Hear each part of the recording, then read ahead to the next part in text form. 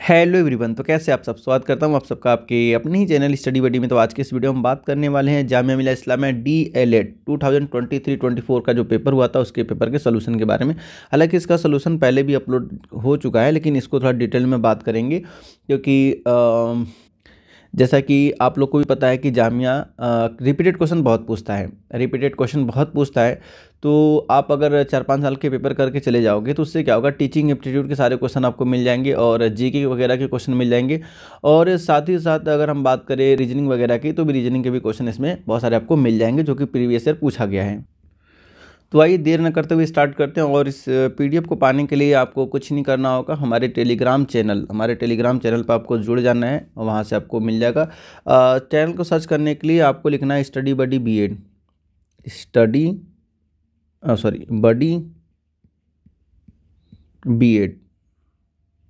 बस आप सर्च करेंगे आपको चैनल मिल जाएगा, वहाँ से आप इस पेपर को डाउनलोड कर सकते हैं। या फिर लास्ट में मैं एक QR कोड दे दूँगा अगर हम बात करें तो। देखिए QR कोड भी है, आप QR कोड को भी स्कैन करके आप डायरेक्ट एंट्री ले सकते हो। QR कोड को स्कैन कीजिए और डायरेक्ट आपको एंट्री मिल जाएगा।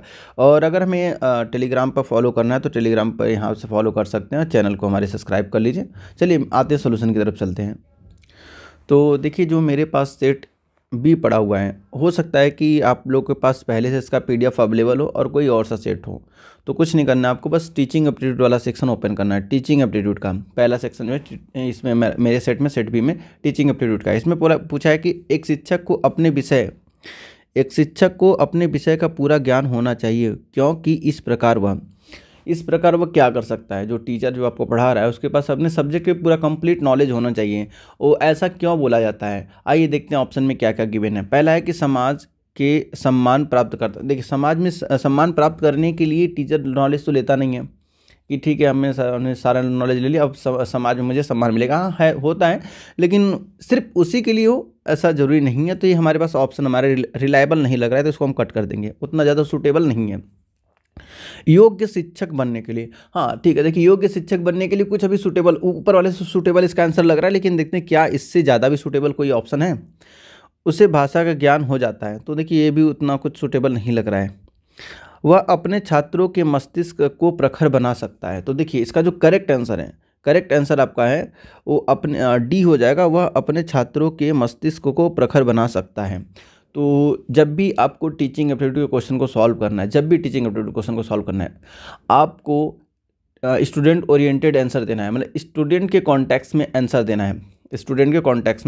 है, ठीक है।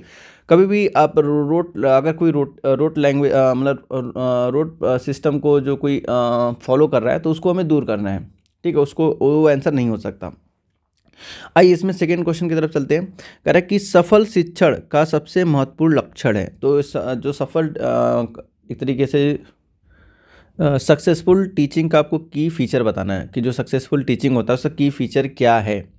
पहला क्या है कि छात्र बेहतर अधिगम कर सकते हैं। अधिगम मतलब होता है लर्निंग, सीखना। छात्र बेहतर सीख सकते हैं, ठीक है।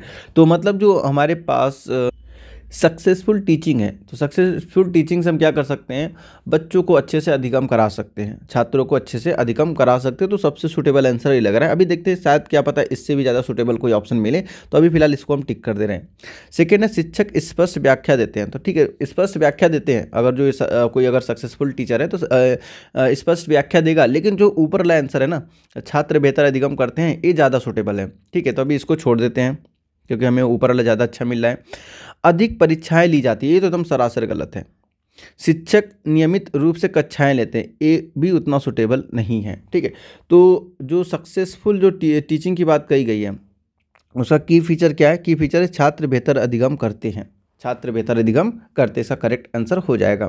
तो देखिए टीचिंग एप्टीट्यूड में आपको क्या लगेगा कि सारे ऑप्शन सही है, लेकिन हमें क्या करना है, जो सबसे बेस्ट है उसको सेलेक्ट करना है। अब इस सेकंड क्वेश्चन की तरफ चलते हैं। इसमें कह रहा है कि प्राथमिक स्तर के बच्चे किस संकल्पना को किस तरह बेहतर सीखेंगे। मतलब कोई कॉन्सेप्ट उन्हें सिखाना है तो हम कैसे उन्हें सिखाएंगे। तो हम क्या करेंगे, अगर कोई कुछ हमें सिखाना है उन्हें, तो हम क्या करेंगे भाई, छोटे बच्चों को कोई हम एक्टिविटी दे देंगे, वो खेल के करके वो सीख जाएंगे अच्छे से। तो क्या हो जाएगा, करके। तो उन्हें अगर करने के लिए दे दिया जाए, उन्हें प्रैक्टिकल दे दिया जाए, उन्हें अगर प्रैक्टिकल दे दिया जाए तो ज़्यादा बेहतर कर सकते हैं, किसी भी काम को ज़्यादा बेहतर तरीके में कर सकते हैं। तो ना सुन कर होगा, ना बोल कर होगा, ना लिख कर होगा, और क्या होगा, करके होगा। अब देखिए सुनकर ऐसा होता है कि सुनकर करने के लिए उनके लिए अंदर अंडरस्टैंडिंग होनी चाहिए। अब क्योंकि प्राइमरी लेवल तक की बात करें तो उतनी अच्छी तो अंडरस्टैंडिंग होती नहीं है, उतनी अच्छी अंडरस्टैंडिंग होती नहीं, इसलिए सुनकर नहीं होगा।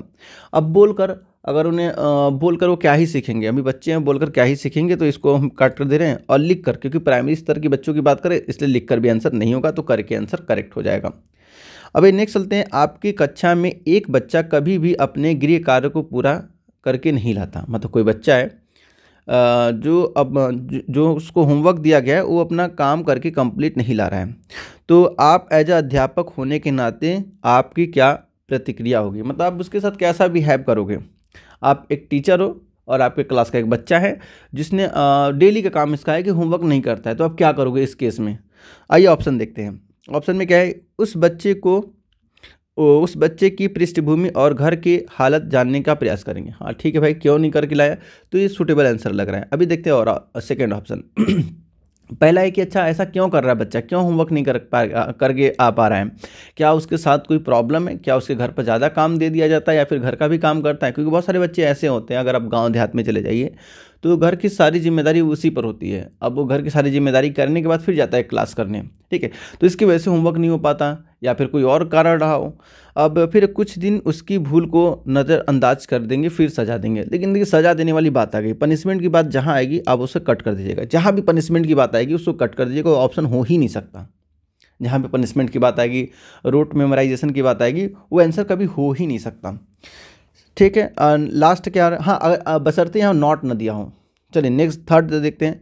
उसे किसी होनहार बच्चे से मदद लेने के लिए कहेंगे। मतलब कि जो आपके क्लास में टॉपर है, अब बताइए कि आप पढ़ा रहे हो, आप टीचर हो, आपकी बात तो समझ नहीं पा रहा है, तो हम टॉपर से कैसे एक्सपेक्ट कर सकते हैं कि टॉपर की बात तो समझ लेगा। तो यहाँ से भी ऑप्शन चला जाएगा। एक तरीके से तौहीन होगी, खुद की तौहीन आप कर रहे हो कि ठीक है हमारा पढ़ाई नहीं समझ में आ रहा है, अब जाओ किसी टॉपर के साथ बैठो, ठीक है। एक तरीके से अपनी खुद तौहीन, अपनी टीचिंग की खुद तौहीन कर रहे हैं, तो ये भी ऑप्शन चला जाएगा। सेकेंड है, प्रिंसिपल को उस बच्चे से बात करने को कहेंगे। अब हम प्रिंसिपल से क्यों बोलेंगे, हम तो खुद टीचर अपने डिसीजन खुद ले सकते हैं, तो हम प्रिंसिपल से क्यों बोलें, प्रिंसिपल से क्यों बोले। ये मैनेजमेंट का तो सिस्टम है नहीं कि चलो अच्छा मैनेजमेंट का सिस्टम है, मैनेजमेंट का सिस्टम होता तो चलो ठीक है हम प्रिंसिपल को दे भी देते, लेकिन ये टीचिंग से रिलेटेड है। जब टीचिंग से रिलेटेड है तो टीचर को खुद हैंडल करना है, तो ये प्रिंसिपल वाली बात भी चली जाएगी।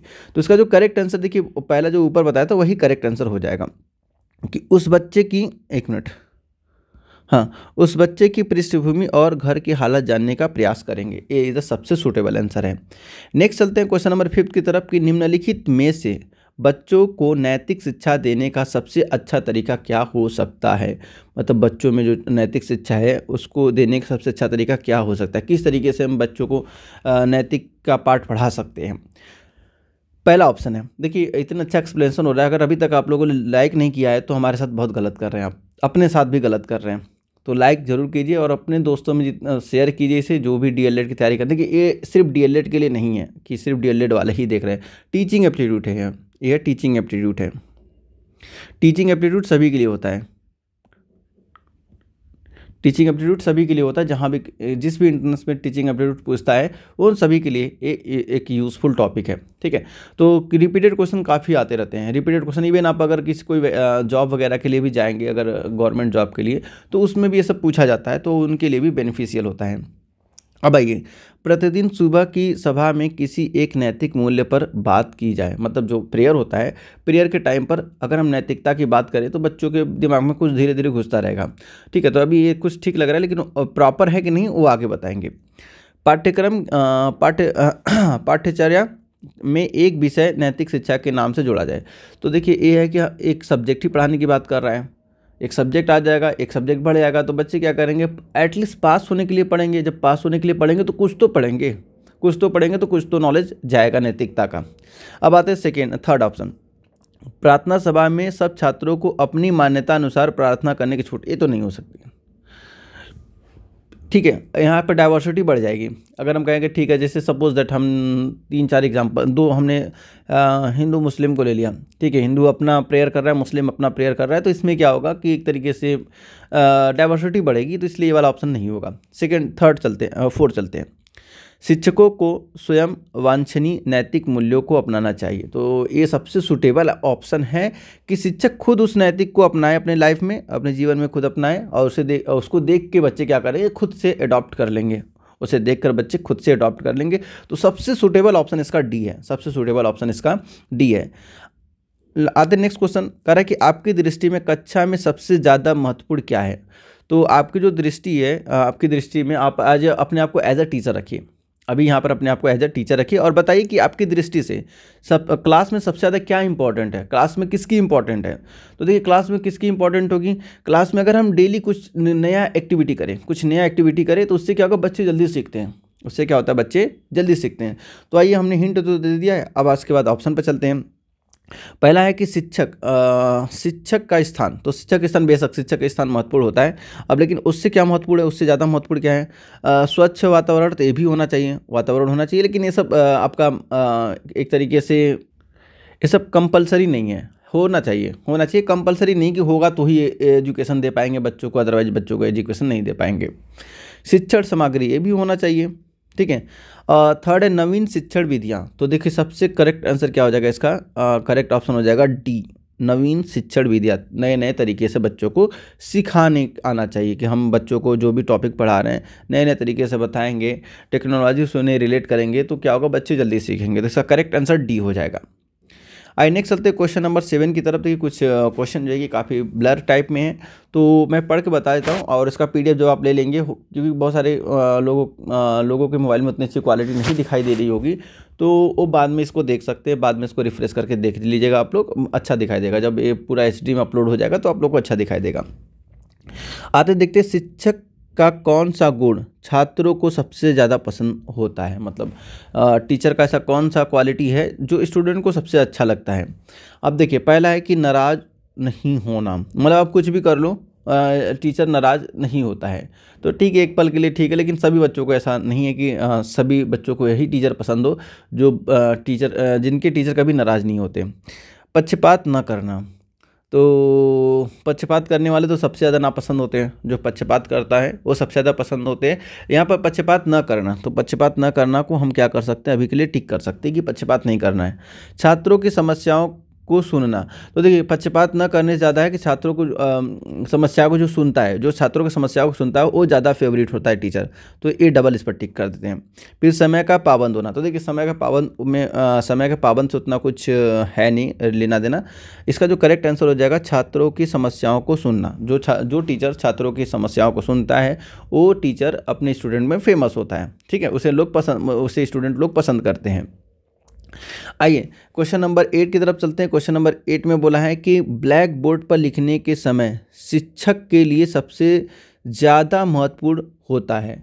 तो शिक्षक के लिए सबसे ज़्यादा महत्वपूर्ण क्या होता है, आप एज ए टीचर हो तो आप अपने आप को रखिए क्लासरूम में और देखिए कि क्या सबसे ज़्यादा इंपॉर्टेंट है, कौन सी चीज़ इंपॉर्टेंट है जब हम ब्लैक बोर्ड पर लिख रहे हैं, ठीक है। अच्छा लेखन, हाँ बेशक अच्छा लेखन होना चाहिए, लेकिन अगर ख़राब लेखन भी है तो भी काम चल जाता है, आपको अंडरस्टैंडिंग होनी चाहिए अच्छी, आपको उसको एक्सप्लेन करने अच्छे से आना चाहिए। फिर अधिक लेखन, तो अधिक लेखन तो एकदम नहीं होगा, अधिक लेखन को पहले से कर दीजिए। बड़े अक्षरों में लेखन, तो बड़े अक्षरों में लेखन का कुछ उतना कॉन्टेक्स्ट है नहीं, तो इसको भी कट कर देते हैं।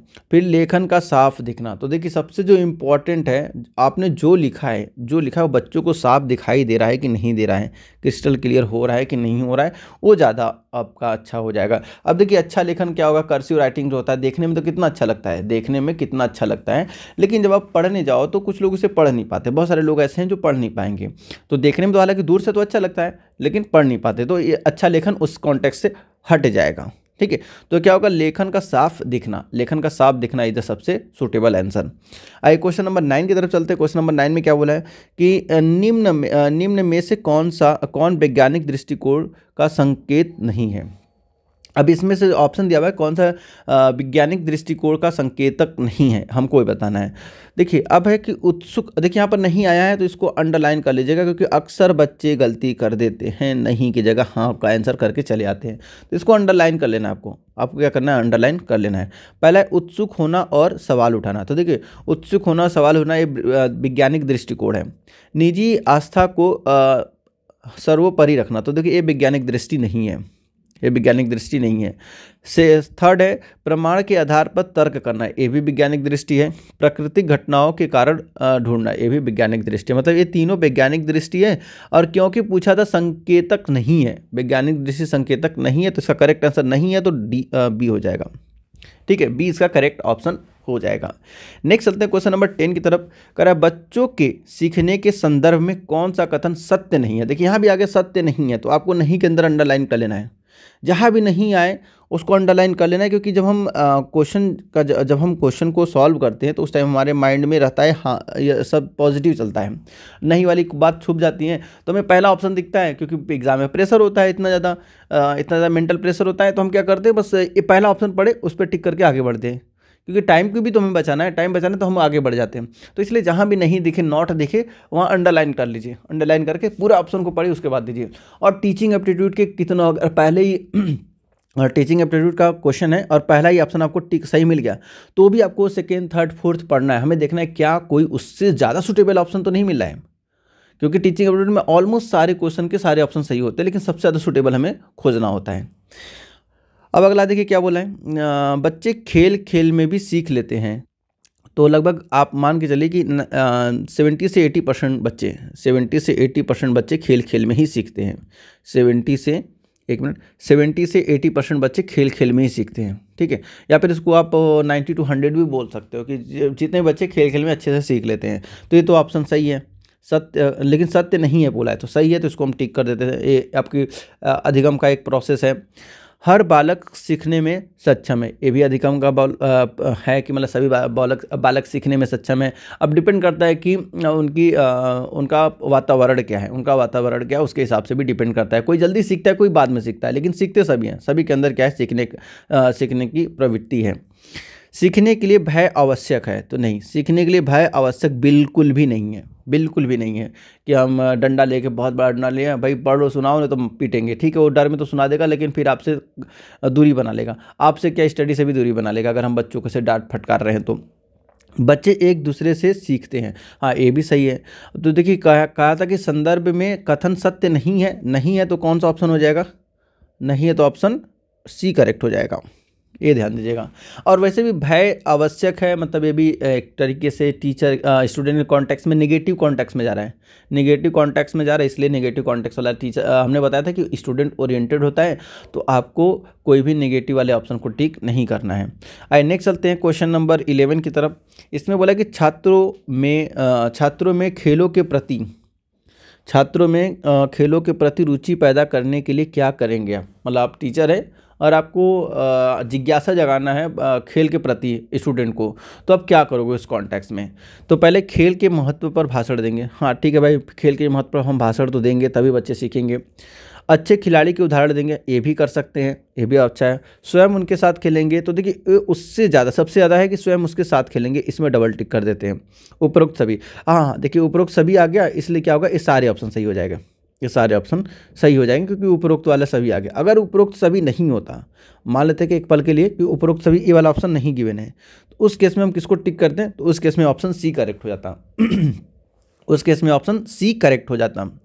आई नेक्स्ट चलते क्वेश्चन नंबर 12 की तरफ। कह रहा है कोई छात्र कक्षा में अन्य छात्रों को तंग करता है, कोई छात्र कक्षा में अन्य छात्रों को तंग करता है, जैसे जनरली आपको मिल ही जाएगा हर क्लास में। उसके शिक्षक होने के नाते आप क्या करेंगे। मतलब कहना ये चाह रहा है कि कोई क्लास में कोई बच्चा है जो कि सब बच्चों को तंग कर रहा है, फिर कुछ बच्चों को तंग कर रहा है, तो आप उस क्लास के क्लास टीचर हो, तो आप क्या करोगे, उसकी सार्वजनिक निंदा करेंगे। तो देखिए यहाँ पर स्टूडेंट के कॉन्टेक्स्ट में नेगेटिव थिंक जा रही है, तो इसलिए ये नहीं होगा। हम निंदा करेंगे तो बच्चा एक तरीके से लगेगा कि मैंने कितना बड़ा अपराध कर दिया, तो अपने आप को काफ़ी गिल्टी फील करेगा, तो हो सकता है कि अगर हम सार्वजनिक उसे बेइज्जत कर रहे हैं, निंदा कर रहे हैं, तो हो सकता है कि शायद वो स्टडी को भी छोड़ दे। तो यहाँ पर इस नेगेटिव कॉन्टेक्स्ट में जा रहा है, इसलिए हम इसको कट कर दिए। उसे सजा देंगे, उसे सजा देंगे। देखिए यहाँ भी सजा देने वाली बात आ गई, सजा देने वाली बात आ गई। तो देखते हैं कि क्या इससे कम पनिशमेंट की बात कहीं कहीं कहीं की गई है, कहीं की गई तो ऑप्शन होगा। अभी के लिए हम काट दे रहे हैं, क्योंकि हमने बोला था कि स्टूडेंट के कॉन्टेक्स्ट में कोई नेगेटिव थिंक आपको जवाब आंसर नहीं देना है। समस्याओं की जानकारी लेंगे, तो देखिए ये अच्छा ऑप्शन लग रहा है, समस्याओं की जानकारी लेंगे। आखिर ऐसा कर रहा है तो बच्चा क्यों कर रहा है, तो हम समस्याओं की जानकारी लेंगे और उसे क्लास से बाहर निकाल देंगे। तो ये भी नेगेटिव कॉन्टेक्स्ट में जा रहा है। तो ये तीनों नेगेटिव कॉन्टेक्स्ट में जा रहा है, इसलिए ऑप्शन नहीं होगा। ऑप्शन नंबर थर्ड सही होगा कि समस्याओं की जानकारी लेंगे। क्या आखिर ऐसा कर रहा है तो क्यों कर रहा है। आइए नेक्स्ट आते हैं, इग्नू की स्थापना किस वर्ष की गई, किस वर्ष की गई। तो यहाँ पर आ गया। देखिए चलिए हम आपको ईयर बता देते हैं, ईयर बता देते हैं। आपको क्या करना है, डेट भी मेंशन करना है, कमेंट में डेट बताना है कि कब हुई थी। तो देखिए इसका करेक्ट आंसर सी हो जाएगा 1985। कमेंट खुला है, आपको मंथ एंड डेट ये दोनों बताना है, क्योंकि कभी कभी ईयर कई बार 1980 ऑप्शन देगा, 1985 दो ऑप्शन हो जाएगा 1985।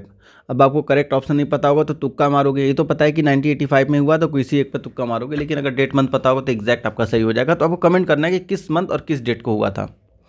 नेक्स्ट चलते हैं, नई शिक्षा नीति।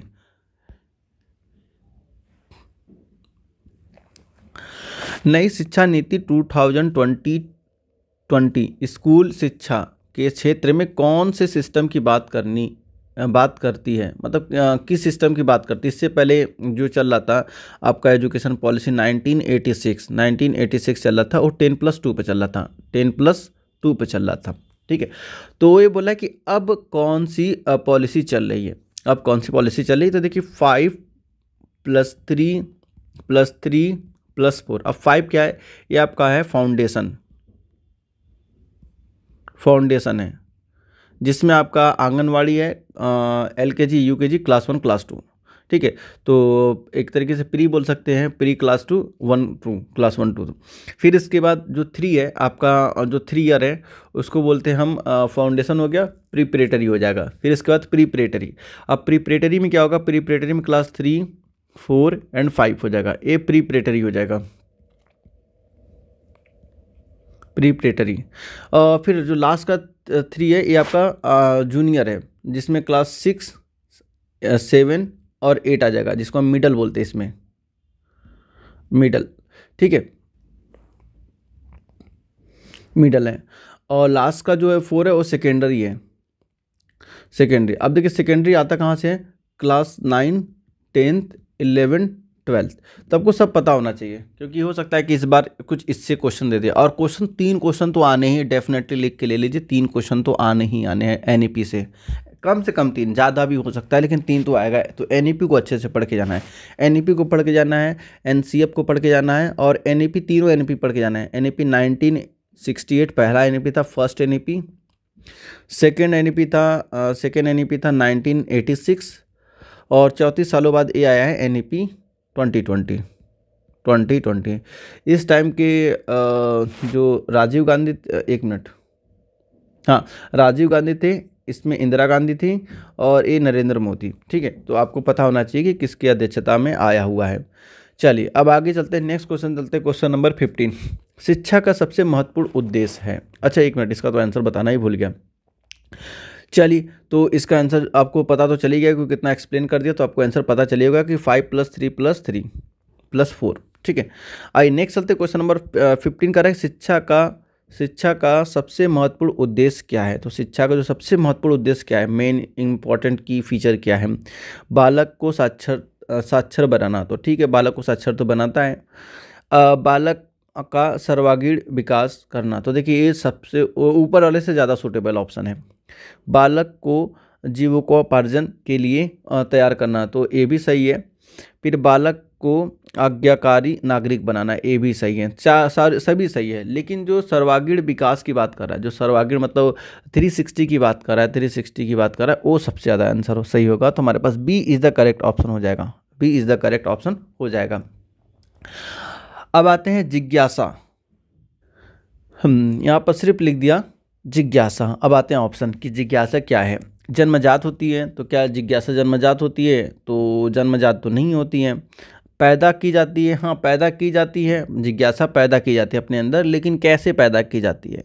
पढ़ने से बढ़ती है। तो देखिए जिज्ञासा क्या होता है, जब हम कोई चीज़ पढ़ते हैं, किसी चीज़ के बारे में पढ़ते हैं, तो हमारे अंदर जिज्ञासा आता है। ठीक है, तो ये इसको डबल टिक कर देते हैं कि ये ऊपर वाला ज़्यादा सूटेबल है। अध्यापक में आवश्यक होनी चाहिए, तो अध्यापक में आवश्यक होनी चाहिए। ठीक है, अब अध्यापक में आवश्यक होनी चाहिए।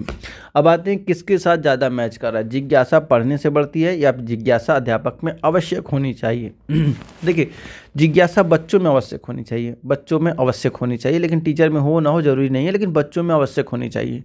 ठीक है, तो जिज्ञासा, इसके लिए करेक्ट आंसर क्या हो जाएगा? पढ़ने से बढ़ती है। तो जिज्ञासा पढ़ने से बढ़ती है, तो सी इज़ द करेक्ट ऑप्शन हो जाएगा यहाँ पर। नेक्स्ट चलते हैं क्वेश्चन नंबर 17 की तरफ। शिक्षकों की प्राथमिक जिम्मेदारी निहित है। तो जो आपका प्राइमरी जिम्मेदारी क्या है टीचर की, प्राइमरी जिम्मेदारी क्या है टीचर की, हमें बताना है। ये ऑप्शन पढ़ते हैं फिर इसको जवाब देते हैं। बच्चों के लिए सीखने के अनुभवों की योजना बनाना, तो मतलब बच्चे किस तरीके से सीखेंगे उसके लिए हम एक योजना बनाए, तो ठीक है, चलिए ठीक है, प्राइमरी है, मतलब प्राइमरी में ही आता है, लेकिन प्राइमरी सबसे सूटेबल कौन सा हमें वो देखना है। शैक्षिक नीतियों को लागू करना, शैक्षिक नीतियों को लागू करना भी ठीक है, चल जाएगा, लेकिन उतना सूटेबल ऑप्शन नहीं है। छात्रों के रिकॉर्ड को बनाए रखना, तो ये नहीं है, ये गलत हो जाएगा, रिकॉर्ड बनाने का काम नहीं है प्राइमरी। छात्रों को अनुशासित रखना, तो अब देखिए ये भी नहीं है, उतना प्राइमरी नहीं है। प्राइमरी क्या है, हमें बच्चों को देखना, सीखने पर फोकस करना है, बच्चे के अधिगम पर हमें फोकस करना है। जहाँ पर अधिगम वाली बात आएगी, बच्चों के अधिगम की बात आएगी, वो करेक्ट हो जाएगा। तो देखिए कौन सा अच्छा आपको सूटेबल लग रहा है। छात्रों के लिए सीखने के अनुभव की योजना बनाना, कि छात्र कैसे सीखेंगे उसके लिए हमें एक प्लानिंग करनी चाहिए, तो एक करेक्ट आंसर हो जाएगा। ये प्राइमरी जिम्मेदारी होती है। सिखाना, टीचर का काम है बच्चों को सिखाना, टीचर का काम है बच्चों को सिखाना, तो जो अच्छे तरीके से सिखा लेगा वही हमारे पास आंसर हो जाएगा। नेक्स्ट चलते क्वेश्चन नंबर 18 की तरफ। स्कूल में चलिए, स्कूलों में शिक्षा की गुणवत्ता को मापने के लिए निम्नलिखित में से कौन सा महत्वपूर्ण है? देखिए बहुत ही आराम से समझा रहा हूँ, बहुत ही आराम समझा रहा हूँ कि एक बार अगर आप वीडियो देख लेंगे तो दोबारा इसको रिवाइज करने की ज़रूरत नहीं होगी, क्योंकि हर एक ऑप्शन को बहुत अच्छे से एक्सप्लेन कर रहा हूँ। पहला ऑप्शन है उपलब्ध बुनियादी ढांचा, कि हम एक बुनियादी ढांचा बनाएंगे, मतलब हमें अगर नापना हो कि भाई गुणवत्ता में आपकी क्वालिटी कैसा है, क्वालिटी ऑफ एजुकेशन मिल रहा है कि नहीं मिल रहा है, यहाँ के बच्चे कैसे पढ़ रहे हैं, सक्सेस हो रहे हैं नहीं हो रहे हैं, तो उसके लिए हम एक बुनियादी ढांचा बना देंगे। कोई भी क्राइटेरिया हो सकता है। सेकेंड ऑप्शन है उपलब्ध शक्ति शिक्षण और प्रिंसिपल, कि हम क्या करेंगे कि वहाँ पर मतलब वहाँ पर अच्छी जो फैसिलिटी अवेलेबल कराएंगे, शिक्षक को अवेलेबल कराएंगे और प्रिंसिपल को अवेलेबल कराएंगे, तो दोनों सही है। अब आते हैं छात्रों की उपलब्धि, और छात्र वहाँ पर सफल कितने हो रहे हैं, छात्र कितने सफल हो रहे हैं, वहाँ से पढ़ के कितने लोग सफल हो रहे हैं, तो ये भी क्या है, गुणवत्ता की निशानी, क्वालिटी की निशानी, कि भाई क्वालिटी ऑफ एजुकेशन पढ़ाया जा रहा है। ठीक है, अगर क्वालिटी ऑफ एजुकेशन हम देंगे तो बच्चे कामयाब होंगे, अगर बच्चे कामयाब हो रहे हैं तो हम ये भी बोल सकते हैं कि वहाँ पर क्वालिटी एजुकेशन मिल रहा है, वहाँ पर अच्छा पढ़ाया जा रहा है। फिर डी ऑप्शन उपरोक्त सभी, तो देखिए हमने देखा कि ऊपर सभी ऑप्शन सही हमें लग रहे हैं, तो हमने क्या करना है, उपरोक्त सभी पर टिक कर देना है, उपरोक्त सभी पर टिक कर देना है। नेक्स्ट चलते क्वेश्चन नंबर 19 का रहा है कि किसी भी शैक्षिक कार्यक्रम की योजना किसके अनुसार बनाई जानी चाहिए? तो स्टूडेंट के अनुसार बनानी चाहिए कि स्टूडेंट कैसे सीख रहा है। ठीक है, बालक की रुचि को, देखिए बालक की रुचि को, बालक की ज़रूरत को, छात्रों की क्षमता को, और उपरोक्त सभी। तो इसका करेक्ट आंसर हो जाएगा उपरोक्त सभी। देखिए जो भी हम सिलेबस बनाते हैं, या फिर जो भी सिलेबस बनाते हैं हम स्टूडेंट को के कॉन्टेक्स्ट में ही बनाते हैं, स्टूडेंट को प्रायोरिटी देकर ही बनाते हैं। अब आते हैं नेक्स्ट चलते हैं क्वेश्चन नंबर 20 कि आपके विचार में स्वच्छता अभियान मनाया जा रहा है, लेकिन कुछ छात्र सफाई करने में आनाकानी कर रहे हैं, तो आप क्या करेंगे? तो देखिए यहाँ पर बात कर रहा है स्वच्छता अभियान, मतलब कोई क्लास में मतलब स्कूल में कोई फंक्शन हुआ जिस पर हमने क्या क्या एनवायरनमेंट पे बात किया है। ठीक है, तो अब कुछ बच्चे ऐसे हैं जो कि काम नहीं कर रहे, जो हमने फंक्शन ओरिएंट किया है उस पर काम नहीं कर रहे, तो उस केस में आप क्या बोलोगे? स्वयं इस अभियान में बढ़ चढ़कर हिस्सा लेंगे और सफाई करेंगे। तो देखिए अगर टीचर खुद अगर बढ़ चढ़ के आएगा, अगर सफाई करेगा, तो बच्चों में भी एक जोश आएगा, बच्चे भी क्या करेंगे, आएंगे, अरे टीचर हमारे करे तो हम क्यों ना करें, टीचर हमारे करे तो हम क्यों ना करें। और वैसे भी कुछ लोग टीचर के नज़र में अच्छा आने के लिए भी नहीं करना भी चाहते, फिर भी आ जाते हैं। नहीं करना चाहते हैं कि भाई चलो ठीक है, टीचर की नज़र में अच्छे रहेंगे तो टीचर अच्छे मार्क्स देगा, ठीक है। तो इसमें भी आ जाते हैं बच्चे, तो ये हमें ज़्यादा सूटेबल लग रहा है। आइए सेकंड ऑप्शन पढ़ते हैं। बच्चों को सफाई के महत्व पर महात्मा गांधी द्वारा दिया गया लेख पढ़ने को देंगे। तो ठीक है, दे सकते हैं, कुछ नॉलेज मिलेगा, लेकिन ये तब सही होगा जब नीचे दिया होगा ऑल ऑफ द एबव। तो ऑल ऑफ द एबव अगर दिया होगा, मतलब उपरोक्त सभी सही है, तो जाके ये भी सही हो जाएगा। अदरवाइज हम अब अगला ऑप्शन पढ़ते हैं। प्रिंसिपल से शिकायत करेंगे। देखिए यहाँ से फिर से आगे शिकायत वाली बात आ गई। प्रिंसिपल से शिकायत करेंगे, यहाँ पर फिर से नेगेटिव बात कही गई कि हम बच्चों की शिकायत कर रहे हैं, बच्चों की शिकायत कर रहे हैं, टीचर होकर बच्चों की शिकायत कर रहे हैं, तो ये गलत बात है, ठीक है, ये गलत बात है। इन बच्चों को दूसरा काम दे देंगे। अब देखो, इन बच्चों को दूसरा काम दे देंगे, ये भी गलत है। अब कैसे कहेंगे सर इनको तो इंटरेस्ट नहीं, तो हम इन्हें दूसरा काम दे देना चाहिए, ये तो सही बात बोला गया ऑप्शन की भाई बच्चों को पसंद नहीं तो हमें दूसरा काम दे देना चाहिए। लेकिन एक ध्यान दीजिए कि ये जो किसके लिए मतलब स्वच्छता अभियान किसके लिए चलाया गया है, एक आप ही लोग के लिए तो चलाया गया है। अब जो काम जिस काम के लिए चलाया गया, जिनके लिए चलाया गया, वही अब प्रेजेंट नहीं होना चाह रहे, इसका मतलब जो स्वच्छता अभियान है वो बेकार हो गया, ठीक है, बेकार हो गया ना। तो इसलिए ऑप्शन नहीं होगा। ऑप्शन कौन सा करेक्ट हो जाएगा? पहला ऑप्शन सबसे ज़्यादा सही लग रहा है। तो हो जाएगा स्वयं उस अभियान में बढ़ चढ़कर हिस्सा लेंगे और सफाई करेंगे। तो इसका करेक्ट आंसर ए हो जाएगा। आई नेक्स्ट चलते हैं क्वेश्चन नंबर 21 की तरफ। इसमें कह रहा है कि छात्र निम्न में से किस लक्षण के कारण शिक्षक को सबसे ज़्यादा नापसंद करते हैं। तो मतलब ऐसा टीचर का ऐसा कौन सा बिहेवियर है जिससे स्टूडेंट बहुत कम पसंद करते हैं, मतलब सबसे ज़्यादा नापसंद करते हैं। बहुत कम बोल दीजिए या फिर सबसे ज़्यादा नापसंद करते हैं। आइए ऑप्शन की तरफ चलते हैं। ऑप्शन में क्या बोला है कि बोर्ड पर खराब लिखावट। तो देखिए, बोर्ड पर खराब लिखावट कुछ लोग को अच्छा लगता है, कुछ लोग को बुरा लगता है, तो ये उतना सबसे ज़्यादा नापसंद में नहीं होगा। ये पसंद करते हैं, इसको भी बच्चे पसंद करते हैं, तो सबसे ज़्यादा नापसंद में नहीं आएगा। क्योंकि नापसंद बोला है तो हमें उस पर अंडरलाइन कर लेना, यहाँ पर नापसंद बोला है मतलब नॉट की बात कही गई। नापसंद मतलब यहाँ पर नॉट की बात की गई है, ठीक है। तो ये तो ऑप्शन हमें सही लग रहा है, अभी के लिए सही लग रहा है। विषय की अज्ञानता। तो अब देखिए, विषय की अज्ञानता भी हो, मतलब परफेक्ट नहीं है टीचर, उस सब्जेक्ट में परफेक्ट नहीं है, लेकिन जितना परफेक्ट है उसको बहुत अच्छे से बच्चों तक डिलीवर कर रहा है, बहुत अच्छे से बच्चों तक डिलीवर कर रहा है, तो भी ऐसे टीचर बच्चों में फेमस होते हैं। तो ये भी नापसंद वाली बात नहीं होगी, मतलब ये लगभग मान के चलते 50-50 मान के चलिएगा। सॉरी। नेक्स्ट है पक्षपातपूर्ण व्यवहार। तो ये सबसे ज़्यादा नापसंद करते हैं, ये सबसे ज़्यादा नापसंद करते हैं पक्षपातपूर्ण व्यवहार, ठीक है। मतलब हम पार्शियलिटी करते हैं, किसी बच्चों पर ज़्यादा ध्यान देते हैं, किसी बच्चों पर एकदम ध्यान नहीं देते हैं, ठीक है।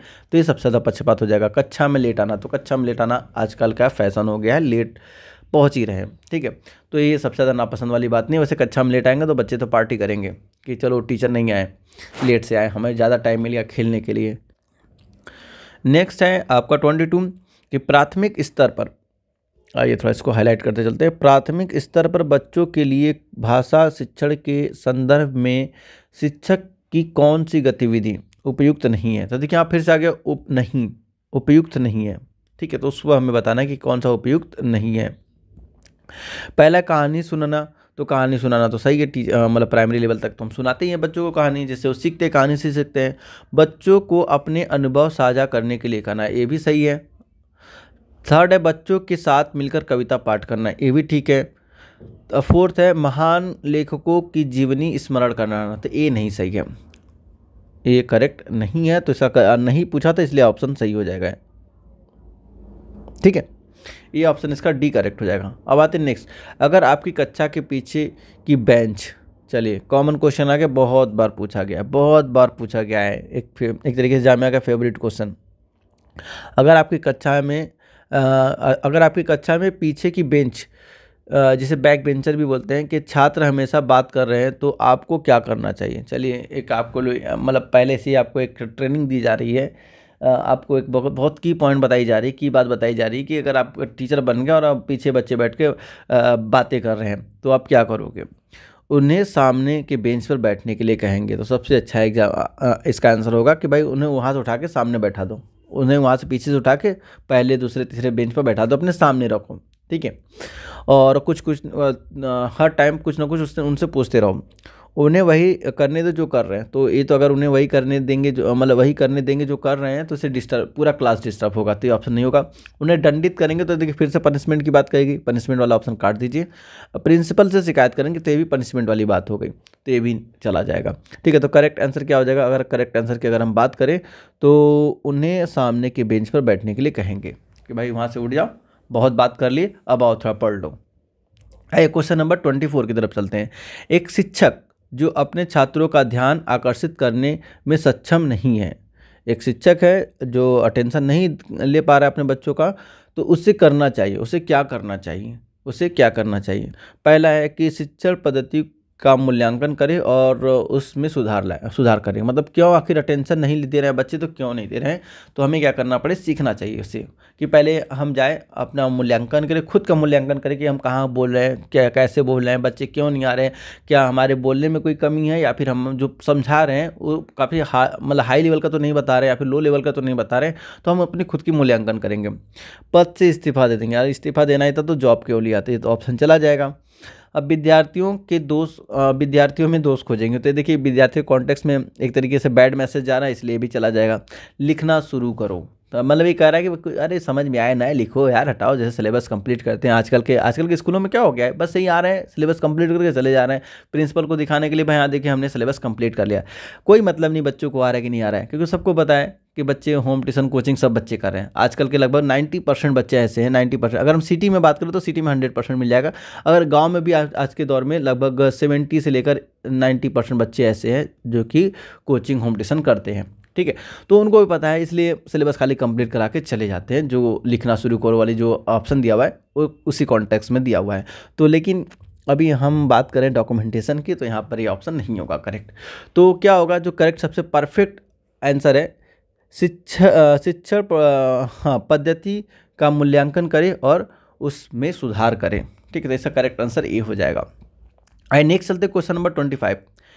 विद्यालय में समय समय पर सांस्कृतिक कार्यक्रम आयोजित किए जाते हैं। ठीक है, समय समय पर सांस्कृतिक कार्यक्रम आयोजित किए जाते हैं, इसका क्या उद्देश्य हो सकता है? इसका उद्देश्य बताना है कि उसका उद्देश्य क्या हो सकता है। अब देखिए, पहला है कि ये बच्चों में प्रतिस्पर्धा की भावना का विकास करते हैं। नहीं भाई, प्रतिस्पर्धा एक दूसरे के राइवल नहीं है, बच्चे एक दूसरे के दोस्त हैं, तो ये ऑप्शन चला जाएगा।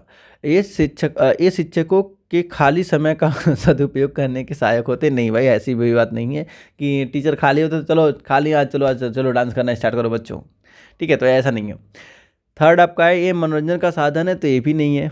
मनोरंजन का साधन होता तो जो ऊपर है सदुपयोग वाली बात कही गई है, ये भी करेक्ट हो जाता है। ये शिक्षा के व्यापक उद्देश्यों को पूरा करने में सहायक करते हैं। कुछ जैसे कोई है प्ले है, अगर हम कोई प्ले कर रहे हैं तो बच्चे क्या करते हैं, जल्दी सीख जाते हैं, उस प्ले को देखकर बच्चे जल्दी सीख जाते हैं। तो करेक्ट आंसर इसका डी हो जाएगा, इस शिक्षा के व्यापक उद्देश्यों को पूरा करने में सहायक करते हैं। एंड नेक्स्ट चलते हैं क्वेश्चन नंबर 26 की तरफ कि आप किस कारण शिक्षक बनना चाहते हैं। भाई आज के दौर में किसी से पूछ लो, भाई पैसा चाहिए, पैसे के लिए हम शिक्षक बन रहे हैं, टीचर बन रहे हैं। लेकिन देखिए, ये आपको अगर इंटरव्यू में भी जाएंगे ना, तो इंटरव्यू में भी ये क्वेश्चन पूछा जाता है, कि आप टीचर क्यों बनना चाहते हो। तो ये मत बोल देना कि सर हमें पैसा चाहिए, गवर्नमेंट जॉब चाहिए, पैसा चाहिए इसलिए हम टीचर बन रहे हैं, तो ऐसा नहीं। तो पहला देखिए ऑप्शन दिया है पैसा कमाने के लिए। नहीं जी, पैसा कमाना है, देखिए पैसा कमाना है मोटिव, लेकिन प्राइमरी मोटिव नहीं है, तो यहाँ पर प्राइमरी मोटिव को देख कर आंसर देना है। अधिक ट्यूशन पढ़ाने के लिए, तो ये भी वही हो गया कि भाई अधिक ट्यूशन पढ़ाएंगे अधिक पैसा आएगा। नेता बनने के लिए, देखिए ज़्यादातर यूपी बिहार में ही हो रहा है, बच्चे जो पढ़ रहे हैं नेता बनने के लिए, मतलब नेता बन जा रहे हैं, बन नहीं रहे, नेता बन जा रहे हैं। ठीक है, बनने के लिए नहीं कर रहे, लेकिन पढ़ते पढ़ते बन जा रहे हैं। समाज की देखिए, हाँ देखिए यहाँ पर देखिए कुछ समझ में नहीं आ रहा है क्या लिखा, लेकिन समाज को एक समाज समझ में आ रहा है और आदर्श बनाना समझ में आ रहा है। इसका मतलब समाज को आदर्श बनाने के लिए, अगर जिसके पास इसका करेक्ट पीडीएफ होगा देख लेना कि समाज को आदर्श बनाने के लिए। ठीक है, ये करेक्ट आंसर इसका डी हो जाएगा। हम टीचर बनते हैं कि हम अपने समाज को सुधार सके, हम अच्छे बच्चों तक मैसेज पहुँचाएँ।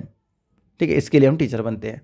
नेक्स्ट है 27, बच्चों का प्रथम शिक्षक है। चलिए इसका देखते हैं, बच्चों का प्रथम शिक्षक ये कई बार पूछा जा चुका है। तो देखिए माता पिता, प्राइमरी शिक्षक, परिवार, तो इसका जो करेक्ट आंसर होगा परिवार हो जाएगा। इसका करेक्ट आंसर परिवार हो जाएगा कि जो प्राइमरी शिक्षक होता है बच्चों का परिवार होता है। बच्चे अपने परिवार से ही सीखते हैं, बोलना उठना बैठना बच्चा अपने परिवार से सीखते हैं, तो इसका करेक्ट आंसर डी हो जाएगा। अब नेक्स्ट चलते हैं, बच्चों के अभिभावकों के साथ होने वाली मीटिंग से आप क्या करेंगे। मतलब जो मीटिंग होती है, टीचर जो मीटिंग कराता है बच्चों के साथ, बच्चों और उनके पेरेंट्स के साथ, तो उसमें आप क्या कहोगे। बच्चे जिससे मतलब कि आपका एक स्टूडेंट है, उसके पेरेंट्स आए हैं, एक स्टूडेंट है, मान लेते कि ए स्टूडेंट है, इसके पेरेंट्स बी और सी, इसके पेरेंट्स आए हुए हैं, आप टीचर हो आपसे मिलने के लिए, मतलब जो टीचर पेरेंट्स मीटिंग होती है, तो उस केस में आप यहाँ पर क्या मैसेज पहुँचाओगे, आपको क्या मैसेज पहुँचाना चाहिए और आप क्या पहुँचाते हो। ठीक है, आपको क्या पहुंचाना चाहिए, आप क्या पहुंचाते हो। रियल लाइफ में अलग है और इसमें बुक में अलग है। रियल लाइफ में तो बस हम देखते ही पेरेंट्स को शिकायत करना स्टार्ट कर देते हैं कि अरे आपका बच्चा नालायक है, आपका बच्चा नहीं पढ़ता है, आपके बच्चे को कोचिंग की ज़रूरत है। हम तरह तरह की बातें बनाते हैं कि आप क्या करते हो, बच्चे को कैसे पढ़ाते हो, बच्चे नहीं पढ़ पाते। ठीक है, टीचर ये बात बोलता है, जबकि ये बात इस पेरेंट्स को बोलनी चाहिए कि भाई हम स्कूल में भेज रहे हैं बच्चे को आपके, तो बच्चा क्यों नहीं सीख रहा है। और उल्टा हो रहा है आजकल टीचर बच्चे पेरेंट्स को सुनाता है। देखिए, बच्चों की कमियों को उनके माता पिता के सामने उजागर करेंगे नहीं। एक रिस्पेक्टेड टीचर की तो ये बात नहीं है, जो क्वालिटी नहीं है। रिस्पेक्टेड टीचर होगा तो क्या करेगा, क्वालिटी टीचर होगा, ये बात कभी नहीं बोलेगा। अगर बच्चा नहीं सीख पा रहा है, इसका मतलब टीचर की कमी है, पेरेंट्स की कमी नहीं है इसमें। बच्चे के प्रदर्शन की तुलना अन्य, देखिए हम कंपैरिजन करने के लिए भी टीचर नहीं बने, तो ये भी ऑप्शन चला जाएगा। यहाँ पर कंपैरिजन की बात हो रही है, मतलब एक को नीचा दिखाया जा रहा है, एक को ऊंचा दिखाया जा रहा है, तो बच्चे कॉन्टेक्स्ट में बैड मैसेज जा रहा है, तो इसलिए ये भी ऑप्शन चला जाएगा। अच्छे अभिभावक की जिम्मेदारियों पर एक लेक्चर आयोजित करेंगे। अब देखिए, पढ़ रहा है हमारे पास और हम लेक्चर देंगे पेरेंट्स को, तो ये भी गलत बात है। नेक्स्ट चलते हैं, बच्चों के प्रदर्शन के बारे में अभिभावकों से सलाह मशवरा करेंगे, तो ये सबसे करेक्ट आंसर है कि भाई सलाह मशवरा करते हैं, फिर बच्चा नहीं पढ़ रहा है, नहीं समझ में आ रहा है, हमने बहुत कोशिश कर ली, तो बच्चा क्यों नहीं सीख पा रहा है, आखिर घर पर क्या करता है, कैसे सीखता है। अगर कोई और उसे छोटा मोटा काम दिया तो कैसे सीखता है। अगर हम सलाह मशवरा के साथ अगर काम करें तो बच्चा जल्दी से अधिगम कर सकता है। एंड नेक्स्ट चलते हैं क्वेश्चन नंबर 29, शिक्षक के रूप में आपकी कक्षा में 2 छात्र धूम्रपान करते हुए पकड़े गए। मतलब चलिए, आजकल का तो ट्रेंड चला है, फैशन हो गया है सिगरेट पीना, सिगरेट पीते हुए पकड़े गए, तो उनके साथ आपके कैसे संबंध होंगे। मतलब आप क्या बोलोगे, बच्चे देख रहे हैं कि आपके सामने सुट्टा मार रहे हैं, तो आप क्या बोलोगे बच्चों से, कैसा आपका बिहेवियर होना चाहिए। ऑप्शन पहला, दूरी बना लेंगे। अगर दूरी बना लेंगे, अरे टीचर तो चला गया, चलो अब और 2 की जगह 4 खींचते हैं सुट्टा, तो ये ऑप्शन चला जाएगा। बी है, दूसरे बच्चों से उन्हें दूर रहने के लिए कहेंगे। अगर हम दूसरे बच्चों से दूर रहने के लिए कहेंगे, इसका मतलब उन्हें एक तरीके से हम मोटिवेट कर रहे हैं, जो पी रहे हैं उन्हें हम मोटिवेट कर रहे हैं कि ठीक है, हम उन्हें और ज़्यादा छूट दे रहे हैं, जाओ बेटा पियो। ठीक है, तो ये भी ऑप्शन गलत है, हम उन्हें सुधारेंगे ना कि उन्हें छूट देंगे। उनकी सहायता करेंगे, अच्छा ठीक है भाई, जैसे आज के दौर में हो रहा है, ज़्यादातर आप देखोगे जो प्राइवेट स्कूलों में, तो बाहर स्टूडेंट पी रहा है और टीचर भी पहुंच गया, तो एक ही सुट्टे से दोनों लोग का काम चल रहा है, तो ऐसा भी नहीं करना है। उन्हें सुधारने की कोशिश करूँगा जो भी है, तो इस करेक्ट आंसर इसका हो जाएगा डी इज़ द सबसे सूटेबल आंसर। ठीक है, आइए नेक्स्ट चलते हैं क्वेश्चन नंबर 30 की तरफ, जो कि टीचिंग एप्टीट्यूड का सबसे लास्ट क्वेश्चन है। इसके बाद क्योंकि वीडियो का लेंथ ज़्यादा हो जा रहा है, क्योंकि काफ़ी डीप में समझा रहा हूँ इसलिए ज़्यादा हो जा रहा है, तो नेक्स्ट वीडियो में हम जो बात करेंगे वो जनरल इंटेलिजेंस की बात करेंगे, मतलब रीजनिंग की बात करेंगे। ठीक है, उसको भी काफ़ी डिटेल में समझाएंगे, आप वीडियो को पूरा देखिएगा। और अभी तक अगर आप बने हैं तो इसका मतलब आपको वीडियो अच्छा लग रहा है, तो अच्छा जब लग रहा है तो लाइक करने में कंजूसी क्यों कर रहे हैं जी। चलिए लाइक कीजिए, जल्दी से लाइक कीजिए, और सब्सक्राइब नहीं किया तो सब्सक्राइब भी कर लो, और अपने दोस्तों में भी से शेयर करो। एटलीस्ट एक ग्रुप में तो शेयर कर ही दो, जिस ग्रुप में आप हो उस ग्रुप में शेयर कर दो, ताकि औरों का भी भला हो जाए। हम तो नाच गाने को बहुत प्रमोट करते हैं, तो क्यों ना थोड़ा सा एजुकेशन को प्रमोट करें। एजुकेशन को प्रमोट करेंगे, इसको प्रमोट करेंगे, तो आपके लिए ही आपका फ्यूचर अच्छा ही होगा। आइए इस बात के साथ आखिरी क्वेश्चन पर लगाम लगाते हैं।